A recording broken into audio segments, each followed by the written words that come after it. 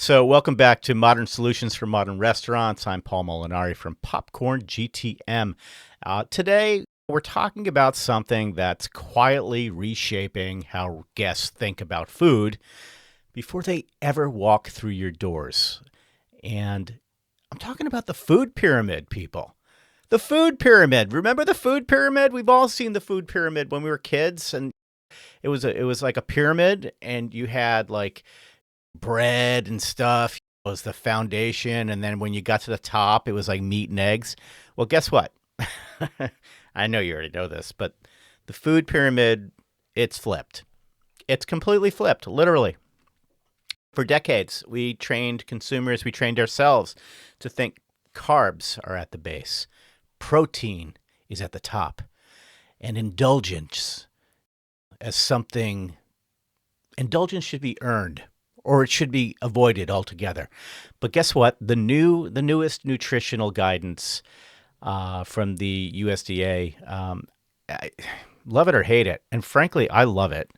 It's changed the visual and the entire conversation. Protein is now absolutely front and center. Real food, real whole foods are the hero now. Ultra-processed carbs, they're being questioned, right? Anything that comes in a box or a bag is questionable.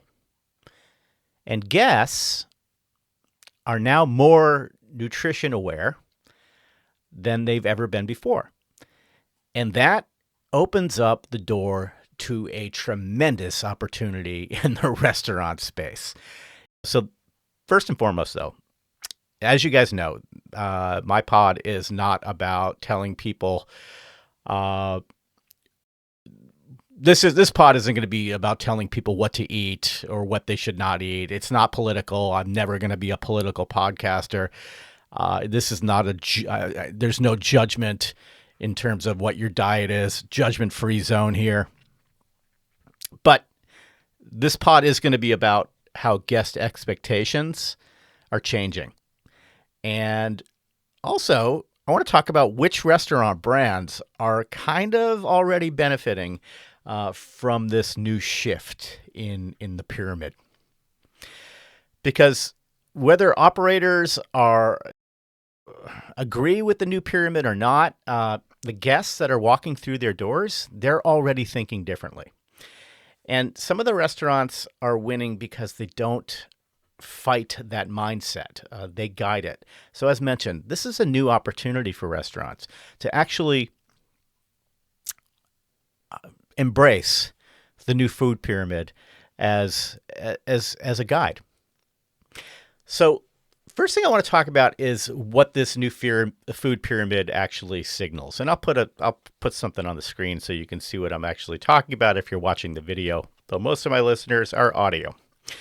But let's level set for a second. The updated food pyramid doesn't just change the nutrients. It kind of changes the whole psychology of what dietary guidelines are, right? What it signals to your guests, to your consumers, is that protein now is foundational. It's not supplemental. Protein is the foundation for good nutrition. Fats are not automatically bad anymore. As a matter of fact, there are a lot of good fats in this pyramid. Real food, or whole foods, they matter a lot more than macronutrients. And it's all about fewer empty calories, fewer ultra-processed foods, no more shortcuts. Another thing that this pyramid implies, and also when you read the notes from the secretaries, intentional indulgence, that's okay. It's okay to have to indulge. But mindless indulgence, that's not okay. So the key thing that we have to recognize from a restaurant perspective is that guests are now arriving preloaded with nutritional intent. And we talked a lot about intent on a previous podcast, the idea of performance meals. People are looking for meals with more intention. They want the value that they're getting out of these meals is not necessarily just the price. It's what the meal is intended to perform for the user, for the eater, for the person that's buying the meal. So even if they don't follow a diet, even if they don't count macros, even if they don't, or even if they do order a dessert, they want to feel like their choices were thoughtful, that their choices had intent. And I'll talk a little bit more about what I mean, later. But the restaurants that are winning are not lecturing. They're kind of removing that anxiety. They're helping with that thoughtfulness. They're making their customers feel like they're making good decisions, right? They're saying, hey, whatever version of healthy you're aiming for, we got you. And that's what good restaurants are doing. So let's talk about some of those. I outlined 3 or 4 that really kind of popped into my mind almost immediately as big winners with the new food pyramid flip. And the first one might be the one that you thought of first too. I wager to bet. This is a brand that has absolutely benefited disproportionately from this shift. The first one, of course, is Fogo de Chão. I love Fogo de Chão. Who doesn't love Fogo de Chão? I mean, the ambiance is good. The whole concept is cool. It's a family place. It's nice. And now, with this new mindset, protein-heavy mindset, you really kind of feel good about going there too. So Fogo de Chão might be the most obvious winner in the new pyramid era. And I think their core experience obviously is already protein forward. Fire roasted meats, high quality cuts, protein control is guest driven, right? It's not kitchen driven. And we're going to talk more about control, right? Intent, control. But the real genius move of Fogo de Chão, when you study what they're putting out to market, is a new concept called the market table. So you can go to Fogo de Chão and order from the market table, which is less expensive. But market table kind of checks every single modern nutritional box. Lots of vegetables, lots of fresh produce. It's balanced. There's tons of choice. And what's smart is how they frame market table. They don't say, hey, this is healthy. They say, build your own experience your way, right? So in other words, they're giving control to the consumer, but they're also encouraging them to be thoughtful and intentional in their choices. And when you look at their marketing materials and you look at the messaging that they're putting out there, there's a lot of keto-friendly language, a lot of low carb, a lot of paleo adjacent language. They're not aggressive with these things. They're not like preachy about it, but it's just enough to signal, hey, you're safe. You're safe at Fogo de Chão. Your nutritional goals, they can be met here. So I really like this. I think they're a huge winner. Obviously, they don't have to change their menu. What they are doing is that they're translating the experience into this modern nutritional language, right? This new language that we're all being fed in one way or another through just cultural osmosis. The modern nutritional language boils down to this new food pyramid. So when protein becomes the base of this new pyramid, Fogo doesn't even need to pivot. All they're doing is validating their existence in the first place. So good for them. The second obvious winner, and they win so often, it's that masterclass of a fast casual restaurant, Chipotle. And what's beautiful about the Chipotle model is this idea, again, of nutritional permission, right? They're not selling bowls here. Well, they are, but what they're selling is, or what they're giving the consumer is control. For example, their lifestyle bowls, keto, paleo, Whole30 inspired bowls. That in Chipotle speak, those aren't trends. They're about removing any sort of decision fatigue, right? They're branding these bowls in a way that says you don't have to know nutritional science. Just pick a lane. And what's powerful about Chipotle's system, as what's always been powerful about it, is their system. Same ingredients, no pivots here. Same ingredients, same kitchen, same operations, and what seems like sort of infinite nutritional narratives. So Chipotle doesn't really argue with the pyramid at all. They let guests interpret it however they want, but what Chipotle is giving them is customization, transparency, without slowing the line down. Now that's huge. Unlike Fogo, Chipotle is a fast casual restaurant. It relies on speed. It relies on volume. It relies on really efficient operations. So what they're doing is they're allowing customization and control with nutritional ingredients that doesn't slow down the line.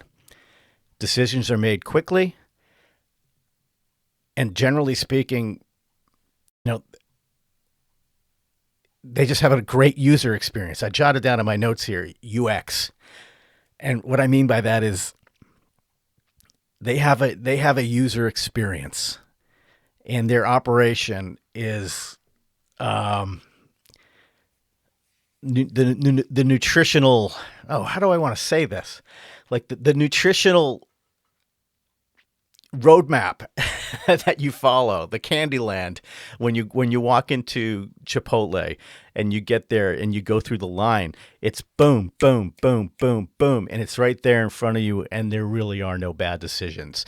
And I think that's one of the geniuses of the Chipotle brand. And along those lines, because it wouldn't be fair not to mention these other companies, in the same way that Chipotle is successful, there's Sweetgreen. Sweetgreen has evolved really, really fast. They're no longer just like the salad place or the Chipotle of salads. They're really kind of becoming what I think you'd call a functional wellness brand. Like the same way you have a Lululemon being sort of a functional wellness brand. I think in many of the same ways, Sweetgreen is also very functional wellness derivative, meaning their brand, what they stand for, their messaging it leans hard into high protein bowls, nutrient density, energy and performance, feeling full but not deprived. All of that matters to the Sweetgreen buyer, to the Sweetgreen guest. They want energy, performance, feeling full, not deprived. And how does this really relate to the pyramid? Well, when you really study the period and you read the notes that are associated with it, the new pyramid isn't about eating less. It's about, everything about it is about feeling better. So Sweetgreen in their messaging talks about what fuels you, what sustains you, what helps you get through the day. They're not talking about calories. They're not talking about guilt. So they're winning because they're connecting to nutritional outcomes, not necessarily rules, right? So they're giving you a roadmap for which they're connecting their guests to nutrition without hard, fast rules. They're telling you the choices that you make in our restaurant are all about functional wellness. And that is cool because food that makes you feel good is something that I think a lot of people want to be a part of. Now, the next company, again, is often lumped in with both Sweetgreen and Chipotle. And of course, I'm talking about Cava, which is kind of a hybrid between the two because in a lot of ways, I think Cava was really kind of built for this moment. But the reason being is because Mediterranean foods, generally speaking, they already align with leaner proteins and lots of vegetables and healthy fats and grains that are flexible. But what makes Cava, I think, special is that in a lot of their messaging and a lot of what they try to impose, I think, is this idea of like heart healthy humanity. There's more of a human feel about Cava. So they're not necessarily framing food as like optimization, but they're framing it as hospitality that happens to be good for you, right? This Mediterranean, like, it's got the Mediterranean vibe, right? So it's enjoyed with people. It's enjoyed on like picnic table style dining. It's family oriented. It's hospitality that happens to be good for you. I like that. I think that's huge because when nutrition gets like louder and people will always crave that warmth, not rules around nutrition. So I think Cava is one of these locations that you can feel good about the choices that you're making there, and also feel that connection that I think their cuisine is associated with right off the bat. And the other thing I like about Cava, and not to say that it's not like Sweetgreen or Chipotle, but I think Cava it does feel more warm, less clinical, right? So when you're combining that Mediterranean eating that aligns well with healthy nutrition without the clinical antiseptic sort of feel, I think that's a really great combination, and obviously it's working out well for them. Now, the fifth restaurant I put on here because it's a bit of a dark horse. It's an oldie but a goodie. Do you remember that guy, Dr. Andrew Weil? He's the anti-inflammatory food pyramid guy. Well, he's now having a day. True Food Kitchen. This is the concept that was developed by Dr. Andrew Weil. So a bit of a wild card here. As mentioned, they are rooted in that anti-inflammatory food pyramid, which is not the same as the new federal food pyramid, but there does feel like there's a bridge there. True Food has always talked about intentional ingredients and anti-inflammatory benefits and longer-term health goals, right? They didn't wait for this pyramid to like show up or flip. They've been living in this pyramid language for years and years. So I think they're kind of have a head start. Again, they're very nutrition guidance oriented. They're kind of brands that they're a brand that can explain why this nutrition makes sense, not just what's in it, but why, and why those are good choices. And I think people have a real connection to that. So again, with this food pyramid and what it really means for restaurants is that it's in the messaging. It's not necessarily the menus. So the big insight, I think, is that most of these brands didn't radically change their food, if they changed anything at all. But how they talk about it, how they talk about their food. So I kind of highlighted three winning messaging patterns here. The first one is lifestyle framing. Keto friendly, protein forward, build it your way. All of those types of messaging cues reduces the anxiety that people are feeling now about the nutritional choices that they make. Another messaging cue is that functional wellness, right? The functional benefits, more energy, more focus, more satiety, or feeling good after a meal, right? You want to feel good after a meal. That's functional wellness. And that replaces all the talk about calories, right? That's so much better than talking about calories. The third piece is that hospitality-led wellness, right? I started off the show like this. No shame here, no judgment, no absolutes. Just good food made thoughtfully with intent. Good food made thoughtfully with intent. These are things that your customers want now. The customers that are today that probably have money to spend in your restaurants, this is what they're thinking.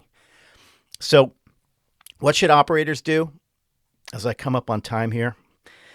I think the key takeaway for operators, restaurants, is you don't need to redesign your menu tomorrow, right? But you need to understand how guests are thinking before they order.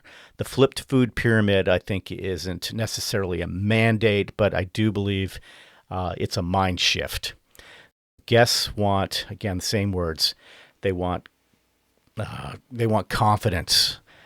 They want choice. They want control. They want permission. They want thoughtfulness. They want intent. So they're saying whatever version of healthy you're aiming for, I want restaurants to think about whatever version of healthy you're aiming for. Hey man, we've got you covered. We've got you covered in your version of healthy, in your version of how you're going to feel good about a meal.